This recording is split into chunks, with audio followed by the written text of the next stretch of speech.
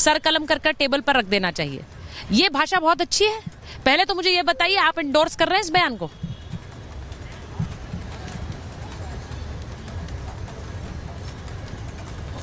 जो अमित शाह जी जो गृह मंत्री थी 2024 में जब यहाँ चुनाव हुआ था बालूरघाट में, इसने क्या बयान दिया था? बोले थे तृणमूल कांग्रेस को जो यहाँ पर नेता लोग है उसको उल्टा करके पेन में झुलाए जाएंगे, लटका के उसको पीटा जाएंगे, जरूरत पड़े तो गोली भी मार दिया जाएंगे। ये ब्रीफ अगर चाहिए तो मैं आपको दे सकता हूँ। नंबर 2, दिलीप घोष क्या बोलता 2021 के चुनाव में? 2021 के चुनाव में दिलीप घोष बोला है अगर तृणमूल का महिला कार्यकर्ता भी रहेंगे तो वो किन लोगों के बारे में बोला था? वो किन लोगों के बारे में बोला था? संजय जी बयान पूरा बताइए, वो किन लोगों के बारे में बोला था जो हिंसा भड़का रहे हैं? जो हिंसा भड़का रहे हैं बोल रहे तृणमूल कांग्रेस नहीं, जो हिंसा भड़का रहे हैं नेता ने नहीं तो कौन लोग हिंसा भड़का रहे थे? आपके नेता थे क्या जो हिंसा भड़का रहे थे? ये भारतीय जनता नहीं, मैं आपसे पूछ रही हूँ, बयान पूरा बताइए ना, फिर बात बताइए। जो काम है उसको बोलने दीजिए, भारतीय जनता पार्टी इसको जवाब दे। आप प्रवक्ता मत दीजिए, आप प्रवक्ता नहीं। नो संजय जी, नो, क्योंकि मेरा ये काम है कि मैं आधे अधूरे बयान शो पर न जाने दूं। आप ये बताइए कि जो हिंसा भड़का रहे थे उनके लिए बयान दिया गया। आप मानते हैं आपके नेता हिंसा भड़का रहे थे तो ये बयान आपके लिए था? आप दिलीप घोष आगे बोलिए। आप दिलीप घोष क्या बोला? दिलीप घोष बोला 2021 के चुनाव में हम लोग सत्ता में आ रहा, दूसरा में दीदी गई। जो तृणमूल कांग्रेस का महिला है उसको द्रौपदी का वस्त्र हरण रास्ता का बीच में आके कराए जाएंगे। कौन बोला था? दिलीप घोष बोला था। शुभेंदु अधिकारी क्या बोलते हैं? ओपन गाली दे रहा है पुलिस को, फलाना का बच्चा शोर का बोल रहा है, हम गाली पूरा नहीं दे सकता, मेरा परिवार वो संस्कार नहीं सिखाए को भारतीय जनता। प्रेम शुक्ला स्टूडियो में बैठ के किसी को माँ बहन को क्या बेस्ता तक बोला है। ये भारतीय जनता पार्टी को संस्कार और भाषा के बारे में आप बोलेंगे? जिसको भाषा संस्कार नहीं है, जो परंपरा से आता है वो परंपरा उसको दिखाई देता है, उसी के हिसाब से बोलते हैं। और भारत जाए गया मोदी जी 75 साल में जाए, 80 साल में जाए, 100 साल में जो बात बोलिए, एक बार मैं रोहन गुप्ता जी नहीं, एक बार मैं रोहन गुप्ता जी से बोलूंगी। रोहन गुप्ता जी वो कह रहे हैं आपके नेता इस तरह की भद्दी भाषा का इस्तेमाल कर रहे हैं तो उसी का पलटवार कर रही है महुआ मोइत्रा। नहीं, उनका आपका जवाब ले लूं ना। आपने शुभेंदु अधिकारी की बात की, आपने दिलीप घोष, यही तो मानसिकता है। अब यही होगा, भाषा का स्तर यही रहेगा कि हम यही बात करेंगे। अब वो कह रहे हैं आपके नेता भी तो करते हैं। 10 सेकंड मेरे को बोल दिए सुचरिता, 10 सेकंड बोलने दीजिए मेरे को। देखिए इतनी खराब भाषा का प्रयोग करके भी उसको जस्टिफाई पार्टी को रह गया। भारतीय जनता पार्टी को ऐसे जनता चला रहे हैं, 2029 को पहले सरकार चला जाएंगे। हमको सरदर्द नहीं है भारतीय जनता पार्टी से, क्यों जनता उसको निकाल दे रहे हैं। और वो तो बैसाखी के ऊपर सरकार चल रहा है, दोनों बैसाखी के ऊपर, एक तो हाथ पकड़ के चलते, एक कंधों पकड़ के चलते, इसके ऊपर सरकार चल रहा है। और मोदी जी के ऊपर खुश कौन है? आप एक कीजिए ना, पूरा देश में ग्राफ लीजिए, देखिए 10% आदमी मोदी जी के ऊपर संतोष नहीं है, एक भी सक्सेस नहीं है। जो मतलब आप जब पहलगांव में से लेकर पुलवामा तक आदमी घुस जाता नहीं, देखिए मतलब आप मैं सिर्फ ये सुनना चाह रही हूँ। देखिए आपने ये कहा कि ये बयान, अब मैं जवाब तो ले लूं, मैं जवाब ले लूं। आप ये कह रहे हैं, अब रोहन जी बताइए, आपके नेताओं ने इस तरह की भाषा का इस्तेमाल किया, वो दिलीप घोष और की बात कर रहे हैं और वो शुभेंदु अधिकारी की बात कर रहे हैं।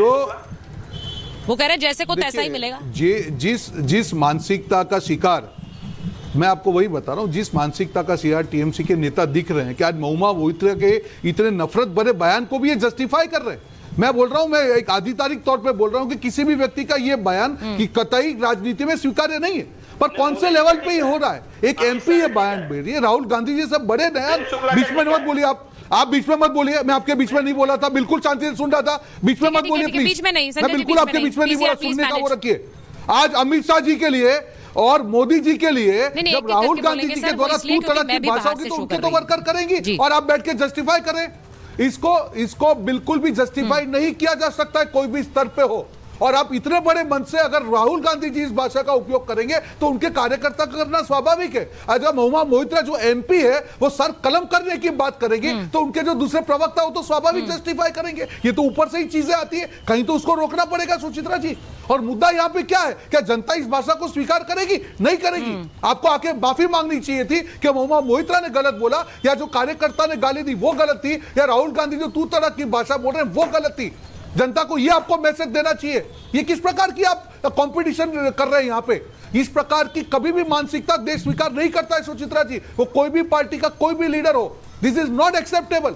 और इतनी अभद्र गालियां देके माता तक जाना, वो भी देश के प्रधानमंत्री के लिए, फिर भी कांग्रेस की उस मुद्दे पर चुप्पी बहुत कुछ कह जाती है। जो तरुण जी ने कहा कि आज जो पूरी कांग्रेस पार्टी उसकी मुख्य विचारधारा से हटके आज लेफ्टिस्ट मानसिकता का शिकार हो गई है, और वही टीएमसी ने आज एंडोर्स कर दिया कि कांग्रेस और टीएमसी और लेफ्ट पार्टी सारे एक ही कगार पे खड़े हुए हैं। ये आज कांग्रेस पार्टी की परिस्थिति हो चुकी है। देखिए मैं आपकी जो बात है मैं उसी को लेकर आज यहाँ, क्योंकि पटना में जो कुछ हुआ है उसी गाली गलौज को लेकर जो आज पटना में हुआ, श्याम जी, ये वहां पर कहा जा रहा है कि अभी प्रेम जी ने कहा कि देखिए वहां पर आपने देखा होगा पटना की तस्वीरें आई, इसी शहर में हो रहा था, हम लोग यहीं पे मौजूद थे, लाठियां चल गई, वहां पर बीजेपी कार्यकर्ताओं ने कहा हम पर पत्थर बरसाए, हमारा सर फोड़ा, कांग्रेस कार्यकर्ताओं ने कहा हमारे ऑफिस के बाहर आकर इस तरह की प्रदर्शन कर रहे थे, गुंडागर्दी कर रहे थे। ये सब कुछ इसलिए हो रहा है क्योंकि एक वरिष्ठ नेता ने एक पार्टी के मंच से इस तरह की गाली गलौज का इस्तेमाल हुआ। सड़कों पर वही दिखेगा जो कि जिस तरह का बर्ताव मुझे लगता है या फिर जिस तरह की बात सबसे उच्च मंच से कही जाएगी। देखिए, आज से शुरुआत नहीं है। मैंने पहले भी कहा कि जब आपके शीर्ष नेता उस तरह की भाषा का इस्तेमाल करेंगे तो उनके कार्यकर्ता क्या सीखेंगे। मणिशंकर अय्यर जी ने जब शुरुआती दिनों की याद करिए तब क्या कहा था, क्या किन किन शब्दों का इस्तेमाल किया था। उसके बाद 2019 के चुनाव में आप देख लीजिए कि किस तरह की भाषा का इस्तेमाल।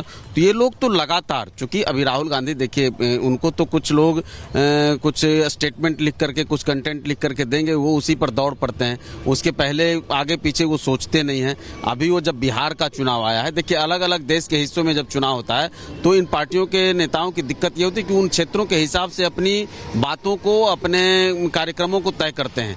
तो राहुल गांधी जी जब बिहार का चुनाव आया तब उनको जाति जाति की रट लग गई, जाति जाति की राजनीति वो रटने लगे, और उसका परिणाम आज वो देख लीजिए कि वो हर जगह, हर मंच से, हर जगह पे ऊंच नीच, अगड़ा पिछड़ा, यही सब तरह की बातें बोलते हैं, और उसमें वो किस तरह के सवालात करते हैं। वो कह रहे हैं हमारा मंच नहीं था। ये तो अभी प्रेम जी ने भी कहा कि वो तो सार्वजनिक मंच हो गया, हमारा थोड़ी था, मतलब कांग्रेस का थोड़ा ही था। वो तो एक बार जब रैली निकल गई तो निकल गई।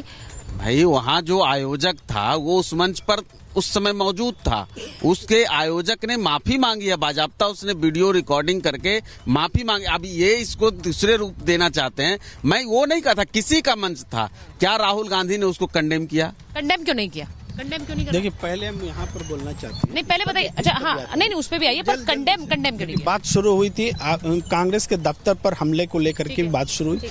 ये इसको दो पार्टी के ये हमला हुआ कि नहीं हुआ बोल करके इसको घटाया जा रहा है। बीजेपी के कार्यकर्ताओं ने कांग्रेस के दफ्तर पर हमला किया है, गेट तोड़ करके घुसे हैं। ये सच है कि नहीं है?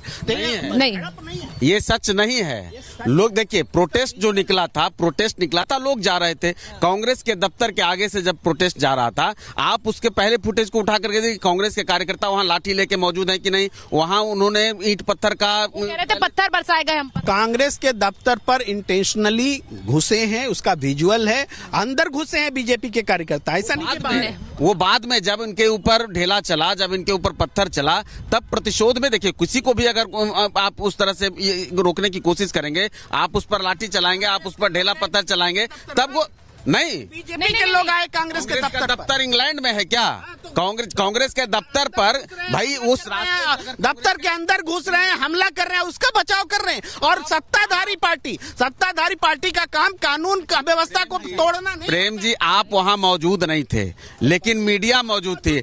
नहीं, मैं भी नहीं था, मीडिया मौजूद थी। कहां से आ गई? कौन मौजूद था? यार विजुअल मैं वही तो कह रहा हूं। एक मिनट देखिए, मैं बस ये सीधी सी बात बता दूं कि ये जो सड़क पर हो रहा है ये कोई अच्छी तस्वीर नहीं है। और वो हो क्यों रहा है? क्योंकि देखिए, ये बात आपको माननी पड़ेगी, आप माने या ना माने प्रेम जी, कि जिस तरह की भद्दी बातें उस मंच से कही गई, वो ना तो मैं अपने दर्शकों को बता सकती हूँ, ना मेरे दर्शक सुन सकते हैं। इस तरह की भद्दी भाषा का इस्तेमाल, मुझे ऐसा लगता है राजनीतिक शिष्टाचार ये कहता है कि कंडेम करना चाहिए फ्रॉम ऑल साइड्स। इसमें कोई इफ एंड बट नहीं होना चाहिए। लेकिन अगर वो कंडेम नहीं हो रहा है तो क्या इसे लेकर भी भुनाने की कोशिश है? क्या ये देख के बताने की कोशिश है कि ये तो जबरदस्ती कराया गया, भाई ये तो हमारे मंच का इस्तेमाल किया गया? मैं नैतिकता की बात बताऊं, अगर ये राजनीतिक रूप से इसका केवल मतलब छोड़ दें, आपको यह नैतिकता कहता है कि अगर आपके पिता को, आपके माता को, आपके परिवार को कोई इस तरह से सरेआम कुछ कहे तो आपको उसका प्रतिकार करने का अधिकार है, कानूनन भी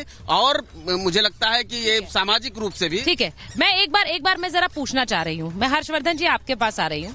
मैं एक चीज पूछूंगी क्योंकि हम बार बार ये कहते हैं कि और प्रधानमंत्री खुद इसके बारे में अपने मंचों से कह चुके हैं कि मोदी को जितनी गाली दोगे मोदी उतना काम करेगा। ये वो खुद कह चुके हैं। मुझे हैरानी नहीं होगी कि वो पटना आए, बिहार आए, अपनी किसी रैली में आए, वो इसका जिक्र जरूर करेंगे। लेकिन जिस तरह से इसे अगर कंडेम नहीं किया जा रहा है बल्कि उसके लिए एक और पृष्ठभूमि बनाई जा रही है सफाई देने के लिए, क्या ये भारी पड़ेगा इन पर, विपक्ष पर? मुझे लगता है कि इस सवाल का जवाब बिहार की जनता के मन में पहले दिन से आ गया होगा। और क्यों आ गया होगा? क्योंकि लगातार जब वोट चोर का नारा लग रहा है तो जनता को भी तो बुरा लग रहा होगा ना। हम गर्मी सर्दी बरसात तो लाइन में लगकर वोट दें और नेता कोई हार जाए तो वोट चोर करने लगे। बिहार में जहां लंबे समय से लोग, और देखिए जब हम उस धरती की बात करते हैं तो अभी मैं इसके पहले 75 वाली चर्चा सुन रहा था, नौजवानों का आंदोलन था, जयप्रकाश नारायण की अगुवाई ले ली थी सबने। जयप्रकाश नारायण की उम्र क्या थी ये बताने की बात नहीं, लेकिन वो एक मसला है।